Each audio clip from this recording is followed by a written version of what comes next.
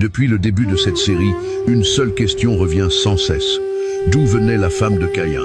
Pour comprendre la vérité, il faut regarder un détail que beaucoup préfèrent éviter. Un détail que la Bible laisse volontairement discret, mais qui change tout. Lorsque Caïn tue Abel et que Dieu le chasse, Caïn dit « Quiconque me trouvera, me tuera ». Cette phrase prouve déjà qu'il existait d'autres personnes sur la terre. Mais la Genèse révèle ensuite qu'Adam engendra des fils et des filles, sans préciser leur nombre ni le moment exact où ils sont nés. Sachant qu'Adam a vécu 930 ans, il est évident qu'il a vu naître des générations entières, bien avant et après le meurtre d'Abel. Cela nous ramène donc à la conclusion la plus logique et la plus biblique. La femme de Caïn était l'une de ses sœurs, ou une descendante directe d'Adam et Ève. Et oui, au commencement, ce type d'union n'était ni interdit ni dangereux, car l'humanité était encore parfaite dans sa constitution, sans dégénérescence génétique. Ce n'est que beaucoup plus tard, sous la loi de Moïse, que ces mariages seront strictement interdits. Mais voici le détail que beaucoup n'osent jamais lire à voix haute. Dieu ne détruit pas Caïn, il le protège.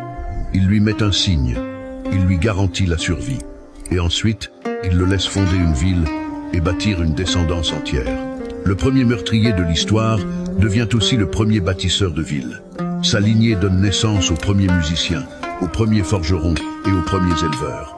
Caïn, l'homme maudit, devient paradoxalement l'un des pères de la civilisation humaine.